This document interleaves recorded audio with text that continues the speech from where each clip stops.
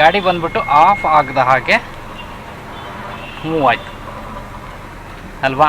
ಸ್ವಲ್ಪ ಇಲ್ಲಿ ಸ್ಟ್ರಗಲ್ ಆಗ್ತಾ ಇದೆ, ಬಟ್ ಸ್ಟಿಲ್ ನಾನು ಎಕ್ಸಿಲೇಟರ್ನ ಯೂಸ್ ಮಾಡೋದಿಲ್ಲ. ಓನ್ಲಿ ಕ್ಲಚ್ಚನ್ನೇ ಗಾಡಿನ ಪಿಕಪ್ ತೊಗೊಳಕ್ಕೆ ನಾನು ಟ್ರೈ ಮಾಡ್ತೇನೆ. ಅದು ಹೇಗೆ ಅಂತ ಹೇಳಿದ್ರೆ ಕ್ಲಚ್ಚನ್ನು ಲೈಟಾಗಿ ಯೂಸ್ ಮಾಡ್ತಾ, ಸೊ ಕ್ಲಚ್ ಪ್ಲೇಟನ್ನು ಏನಿದೆ ನಾನು ಟ್ರಾನ್ಸ್ಮಿಷನ್ ಏನಿದೆ ಫ್ಲೈ ವೀಲ್ಗೆ ನಾನು ಅಟ್ಯಾಚ್ ಮಾಡ್ತಾ ಇದ್ದೇನೆ. ಹೇಗೆ ಅಂತ ಹೇಳಿದ್ರೆ ಕ್ಲಚ್ಚನ್ನು ಸ್ಲೋ ಆಗಿ ರಿಲೀಸ್ ಮಾಡ್ತಾ.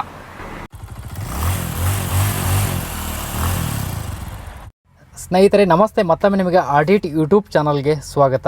ಸ್ನೇಹಿತರೆ ನಿಮಗೊಂದು ಕ್ವಶನ್ ಕೇಳಿದ್ರೆ ಏನಪ್ಪ ಅಂತ ಹೇಳಿದ್ರೆ, ಗಾಡಿ ಬಂದುಬಿಟ್ಟು ಐಡ್ಲ್ ಸ್ಟೇಜಲ್ಲಿದೆ, ಅಂದರೆ ಗಾಡಿ ಬಂದುಬಿಟ್ಟು ನಿಂತ್ಕೊಂಡಿದೆ. ಸೊ ಮುಂದೆ ಬಂದುಬಿಟ್ಟು ಒಂದು ಚಿಕ್ಕದಾದ ಒಂದೇನೋ ತೆಂಬ ಇದೆ ಅಂತ ಅಂದ್ಕೊಳ್ಳೋಣ, ಇಮ್ಯಾಜಿನ್ ಮಾಡ್ಕೊಳ್ಳಿ.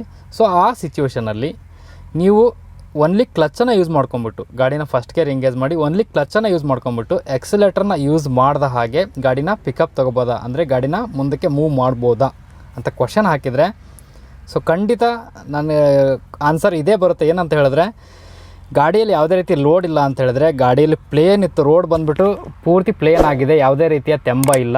ಸೊ ಗಾಡಿ ಬಂದುಬಿಟ್ಟು ನಿಂತ್ಕೊಂಡ ಜಾಗ ಬಂದುಬಿಟ್ಟು ಸರ್ಫೇಸ್ ಬಂದುಬಿಟ್ಟು ಸಮವಾಗಿದೆ ಅಂತ ಹೇಳಿದ್ರೆ ಖಂಡಿತ ಎಕ್ಸಲೇಟರ್ ಯೂಸ್ ಮಾಡಿದಾಗೆ ಗಾಡಿನ ಪಿಕಪ್ ತೊಗೋಬೋದು, ಕ್ಲಚ್ ಯೂಸ್ ಮಾಡ್ತಾ ಅಂತ ಆನ್ಸರ್ ಆಗಿರುತ್ತೆ ಅಲ್ವಾ. ಬಟ್ ಆ್ಯಕ್ಚುಲಿ ಅದು ತಪ್ಪು ಸ್ನೇಹಿತರೆ. ನೀವು ಕ್ಲಚ್ಚನ್ನು ಯೂಸ್ ಮಾಡ್ಕೊಂಬಿಟ್ಟು ಫಸ್ಟ್ ಗೇರ್ಲಿ ಇದ್ದೀರಾ ಅಂತ ಹೇಳಿದ್ರೆ ಓನ್ಲಿ ಕ್ಲಚ್ಚನ್ನು ಯೂಸ್ ಮಾಡಿ ಎಕ್ಸಲೇಟರ್ ಯೂಸ್ ಮಾಡಿದ ಹಾಗೆ ನೀವು ಗಾಡಿನ ಪಿಕಪ್ ತೊಗೋಬೋದು. ಗಾಡಿ ಒಂದು ಇಂಚು ಹಿಂದೆ ಹೋಗಿದಾಗೆ ನೀವು ಗಾಡಿನ ಪಿಕಪ್ ತೊಗೋಬೋದು. ಬಟ್ ಇದು ಯಾವಾಗ ಸಾಧ್ಯ ಆಗುತ್ತೆ ಅಂತ ಹೇಳಿದ್ರೆ, ಇದು ಒಂದೇ ದಿನದಲ್ಲಿ ಬರೋಲ್ಲ, ನಿಮಗೆ ಎಕ್ಸ್ಪೀರಿಯೆನ್ಸ್ ಆಗಬೇಕು. ಗಾಡಿ ಡ್ರೈವ್ ಮಾಡ್ತಾ ಕ್ಲಚ್ಚು ಮತ್ತು ಎಕ್ಸಲೇಟರ್ ಇವೇನಿದೆ ಎರಡನ್ನೂ ಸಮವಾಗಿ ಯೂಸ್ ಮಾಡುವಂಥ ನಿಮಗೆ ಅನುಭವ ಏನಿದೆ ಅದು ಬರಬೇಕು. ಸೊ ಇದು ಒಂದು ನೀವೇನಾದರೂ ಕ್ಲಚ್ಚನ್ನು ಯೂಸ್ ಮಾಡಿ ಎಕ್ಸಲೇಟರ್ ಯೂಸ್ ಮಾಡದೆ ಗಾಡಿನ ಪಿಕಪ್ ಮಾಡೋದು ಕಲ್ತ್ರಿ ಅಂತ ಹೇಳಿದ್ರೆ, ಸೊ ನೀವು ಯಾವುದೇ ಜಾಗದಲ್ಲಿ ಬೇಕಾದರೂ ಗಾಡಿ ಡ್ರೈವ್ ಮಾಡೋದಕ್ಕೆ ನೀವು ಏಬಲ್ ಆಗಿದ್ದೀರ ಅಂತಲೇ ಅರ್ಥ ಸ್ನೇಹಿತರೆ. ಅಂದರೆ ಅದು ಅಪ್ ಹಿಲ್ಲಲ್ಲಿ ಡ್ರೈವ್ ಮಾಡೋದಿರಲಿ, ಅಥವಾ ಯಾವುದೇ ರೀತಿಯ ಹಿಲ್ ಸ್ಟೇಷನಲ್ಲಿ ಡ್ರೈವ್ ಮಾಡೋದಿರಲಿ, ಅಥವಾ city traffic, heavy traffic, bumper ಟ್ರಾಫಿಕಲ್ಲಿ ಮೂವ್ ಮಾಡೋದಾಗಿರ್ಬೋದು. ಸೊ ಇಂಥ ರೀತಿಯ ಒಂದು ಏನು ಸಿಚುವೇಶನ್ ಬರುತ್ತೆ, ಸೊ ಅವನ್ನ ನೀವು ಪರ್ಫೆಕ್ಟಾಗಿ ಹ್ಯಾಂಡಲ್ ಮಾಡ್ತೀರ ಅಂತಲೇ ಅರ್ಥ. ಟೆಕಲ್ಲಿ ನಿಮಗೆ ಡ್ರೈವ್ ಮಾಡಿ ತೋರಿಸ್ತೀನಿ. ಅದು 800 cc ಇರಲಿ, 1100 cc ಇರಲಿ, ಅಥವಾ 1200 cc ಗಾಡಿ ಇರಲಿ, ಈವನ್ 800 cc ಗಾಡಿಯಲ್ಲೂ ಸಹ ನೀವು ಎಕ್ಸಲೇಟರ್ ಯೂಸ್ ಮಾಡ್ದೇ ಗಾಡಿನ ಪಿಕಪ್ ತೊಗೋಬೋದು. ಈಗ ಫಾರ್ ಎಕ್ಸಾಂಪಲ್ ನಾನು ಮುಂದ್ಗಡೆ ಒಂದು ಚಿಕ್ಕ ಒಂದು ತೆಂಬ ಇದೆ, ಅಂದರೆ ಅಲ್ಲಿ ಗಾಡಿನ ನೀವು ಮುಂದೆ ನಿಲ್ಲಿಸಿದ್ರೆ ಅಂತ ಹೇಳಿದ್ರೆ ಬ್ರೇಕ್ ಬಿಟ್ಟರೆ ಗಾಡಿ ಹಿಂದೆ ಬರುತ್ತೆ. ಸೊ ಅಂಥ ಟೈಮ್ನಲ್ಲಿ ಗಾಡಿಯಲ್ಲಿ ಲೋಡ್ ಇಲ್ಲ, ಬಟ್ ಸ್ಟಿಲ್ ನೀವು ಗಾಡಿನ ಪಿಕಪ್ ತೊಗೋಬೋದು. ಸೊ ಅದನ್ನು ಪ್ರಾಕ್ಟಿಕಲ್ ಡ್ರೈವ್ ಮಾಡಿ ತೋರಿಸ್ತೇನೆ. ಬನ್ನಿ ಸ್ನೇಹಿತರೆ, ವಿಡಿಯೋನ ಸ್ಟಾರ್ಟ್ ಮಾಡೋಣ.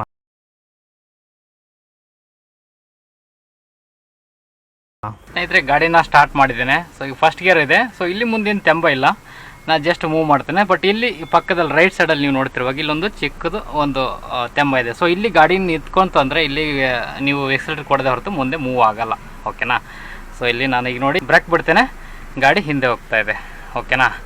ಸೊ ಇಲ್ಲಿ ಈಗ ನಾನು ಮೂವ್ ಮಾಡಬೇಕು ಅಂತ ಹೇಳಿದ್ರೆ, ನಿಮ್ಮ ಪ್ರಕಾರ ಏನಂತ ಹೇಳಿದ್ರೆ, ಎಕ್ಸಲೇಟರ್ ಕೊಡ್ತಾ ಕ್ಲಚ್ಚನ್ನು ರಿಲೀಸ್ ಮಾಡ್ತಾ ಎಕ್ಸಲೇಟರ್ ಕೊಟ್ಟರೆ ಮಾತ್ರ ಗಾಡಿ ಮೂವ್ ಆಗುತ್ತೆ ಅಂತ ಹೇಳೋದಾದರೆ. ಬಟ್ ಇಲ್ಲಿ ನೀವು ಚೆಕ್ ಮಾಡಿ, ಇಲ್ಲಿ ಬಂದುಬಿಟ್ಟು ಗಾಡಿ ಬಂದುಬಿಟ್ಟು ಎಕ್ಸಾಕ್ಟಾಗಿ ತೆಂಬದ ಮೇಲೆ ನಮ್ಮ ಮುಂದಿನ ವೀಲ್ ನಿಂತ್ಕೊಂಡಿದೆ, ಓಕೆನಾ.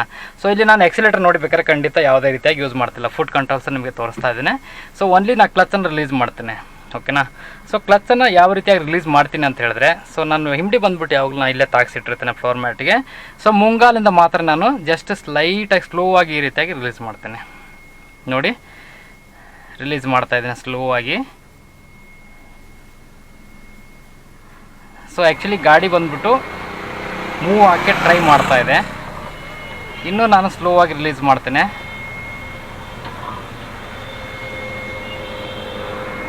ನೋಡಿ, ಗಾಡಿ ಬಂದ್ಬಿಟ್ಟು ಆಫ್ ಆಗದ ಹಾಗೆ ಮೂವ್ ಆಯಿತು ಅಲ್ವಾ.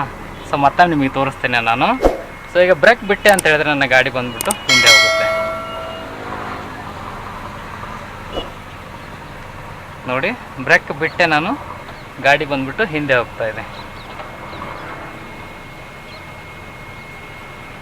ಓಕೆನಾ. ಸೊ ಇದು ಗಾಡಿ ಬಂದ್ಬಿಟ್ಟು ಈಗ ಕಂಪ್ಲೀಟ್ ಹಿಂದೆ ಬಂತು. ನಾನು ಬ್ರೇಕ್ ಬಿಟ್ಟರೆ ಗಾಡಿ ಬಿಟ್ಟು ಹಿಂದೆ ಹೋಗುತ್ತೆ. ಸೊ ಈಗ ನಾನು ಮುಂದಿನ ಗಾಲಿ ಎಲ್ಲಿದೆ ಅಂತ ಹೇಳಿದ್ರೆ, ಈಗ ನೀವು ತೆಂಬ ನೋಡಿದ್ರಿ, ಆ ತೆಂಬಕ್ಕೆ ಎಕ್ಸಾಕ್ಟ್ ಮುಂದಿನ ಗಾಲಿ ಬಂದ್ಬಿಟ್ಟು ಅದಕ್ಕೆ ಹತ್ಕೊಂಡಿದೆ. ಈಗ ನಾನು ಏನಾದರೂ ಗಾಡಿನ ಬ್ರೇಕ್ ಕ್ಲಚ್ಚನ್ನು ಸಡನ್ನಾಗಿ ಬಿಟ್ಟೆ ಅಂದರೆ ಗಾಡಿ ಬಂದುಬಿಟ್ಟು ಬಂದು ಬೀಳುತ್ತೆ. ಬಟ್ ನನ್ನ ಗಾಡಿ ಈಗ ಬಂದು ಬೀಳಬಾರ್ದು, ಹಾಗೆ ಆಫ್ ಹಿಲ್ ಇಲ್ಲಿದೆ, ರೇಸ್ ಪೆಡಲ್ ಯೂಸ್ ಮಾಡಿದಾಗೆ ನಾನು ಪಿಕಪ್ ತಗೋಬೇಕು. ಸೊ ಅದು ಯಾವ ರೀತಿ ಅಂತ ಹೇಳಿದ್ರೆ ನೋಡಿ, ಸ್ಲೋ ಆಗಿ ಕ್ಲಚ್ಚನ್ನು ರಿಲೀಸ್ ಮಾಡ್ತೇನೆ. ಸೊ ಎಕ್ಸಲೇಟರ್ನ ಇಲ್ಲಿ ನಾನು ಯೂಸ್ ಮಾಡೋದೇ ಇಲ್ಲ. ನೋಡಿ,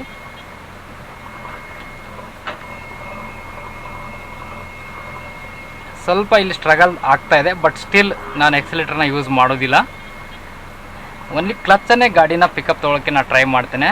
ಅದು ಹೇಗೆ ಅಂತ ಹೇಳಿದ್ರೆ ಕ್ಲಚ್ಚನ್ನು ಲೈಟಾಗಿ ಯೂಸ್ ಮಾಡ್ತಾ, ಸೊ ಕ್ಲಚ್ ಪ್ಲೇಟನ್ನು ಏನಿದೆ ನನ್ನ ಟ್ರಾನ್ಸ್ಮಿಷನ್ ಏನಿದೆ ಫ್ಲೈ ವೀಲ್ಗೆ ನಾನು ಅಟ್ಯಾಚ್ ಮಾಡ್ತಾ ಇದ್ದೇನೆ. ಹೇಗೆ ಅಂತ ಹೇಳಿದ್ರೆ ಕ್ಲಚ್ಚನ್ನು ಸ್ಲೋ ಆಗಿ ರಿಲೀಸ್ ಮಾಡ್ತಾ ಅದನ್ನು ಗಾಡಿ ಬಂದು ಬೀಳ್ದಾಗೆ ನಾನು ಗಾಡಿನ ಈಗ ಪಿಕಪ್ ತೊಗೊಂಡೆ. ಸೊ ಇದು ಒಂದು ಜಸ್ಟ್ ಟ್ರಿಕ್ ಅಷ್ಟೇ. ಸೊ ಈ ಟ್ರಿಕ್ಕನ್ನು ಏನಾದರೂ ನೀವು ಕಲ್ತ್ರಿ ಅಂತ ಹೇಳಿದ್ರೆ, ಈ ರೀತಿಯಾಗಿ ಆಪ್ರೇಟ್ ಮಾಡೋದನ್ನು, ಕ್ಲಚ್ಚನ್ನು ಆಪ್ರೇಟ್ ಮಾಡೋ ಟೆಕ್ನಿಕನ್ನು ನೀವು ಕಲ್ತ್ರಿ ಅಂತ ಹೇಳಿದ್ರೆ, ಸೊ ಯಾವುದೇ ಸಿಚುವೇಶನ್ ಡ್ರೈವಿಂಗ್ ಮಾಡದೇ ಇರ್ಬೋದು, ಅಂದರೆ ಅದು ಫುಲ್ ಬಂಪರ್ ಟು ಬಂಪರ್ ಟ್ರಾಫಿಕಲ್ಲಿ ಡ್ರೈವ್ ಮಾಡೋದಿರ್ಬೋದು, ಅಥವಾ ಹಿಲ್ ಸ್ಟೇಷನ್ ಡ್ರೈವ್ ಮಾಡೋದಿರ್ಬೋದು, ಘಾಟ್ ಸೆಕ್ಷನ್ಗಳಲ್ಲಿ ಡ್ರೈವ್ ಮಾಡೋದಿರ್ಬೋದು, ಯಾವುದೇ ಪ್ಲೇಸಲ್ಲಾದರೂ ನೀವು ಡ್ರೈವ್ ಮಾಡೋದಕ್ಕೆ ಪರ್ಫೆಕ್ಟ್ ಆಗಿದ್ದೀರ ಅಂತಲೇ ಅರ್ಥ ಸ್ನೇಹಿತರೆ. ಈ ಕ್ಲಚ್ ಆಪ್ರೇಟ್ ಮಾಡುವಂಥ ಟೆಕ್ನಿಕ್ ನಿಮ್ಗೆ ಗೊತ್ತಾಯಿತು ಅಂತ ಹೇಳಿದ್ರೆ, ಸೊ ಆವಾಗ ನೀವು ಒಂದು ಪರ್ಫೆಕ್ಟ್ ವೇಯಲ್ಲಿ ಕ್ಲಚ್ಚು ಎಕ್ಸಲೇಟರ್ ಪೆಡಲನ್ನು ಎರಡನ್ನೂ ಸಮವಾಗಿ ಹೇಗೆ ಯೂಸ್ ಮಾಡೋದು ಅನ್ನೋದನ್ನು ನೀವು ಕಲಿತೀರ ಸ್ನೇಹಿತರೆ. ಸೊ ವಿಡಿಯೋ ಲೈಕ್ ಆಗಿದೆ ಅನ್ಕೋತೀನಿ. ಲೈಕ್ ಆದರೆ ಲೈಕ್ ಬಟನ್ ಪ್ರೆಸ್ ಮಾಡಿ. ಹಾಗೆ ವಿಡಿಯೋನ ನಿಮ್ಮ ಫ್ರೆಂಡ್ಸ್ ಜೊತೆಗೆ ಶೇರ್ ಮಾಡೋದು ಮರಿಬೇಡಿ. ಹಾಗೆ ನೀವು ಚಾನಲ್ಗೆ ಹೊಸಬರಾಗಿದ್ದರೆ ಸಬ್ಸ್ಕ್ರೈಬ್ ಮಾಡಿಕೊಳ್ಳಿ. ಇದೇ ರೀತಿಯ ಹೊಸ ವಿಡಿಯೋಗಳು ನಿಮಗೆ ಖಂಡಿತ ಸಿಗ್ತಾ ಹೋಗುತ್ತೆ ಅಂತ ಹೇಳ್ತಾ ಮುಂದಿನ ವಿಡಿಯೋದಲ್ಲಿ ಮತ್ತೆ ಭೇಟಿಯಾಗೋಣ. ಅಲ್ಲಿವರೆಗೂ ಜೈ ಹಿಂದ್, ಜೈ ಕರ್ನಾಟಕ.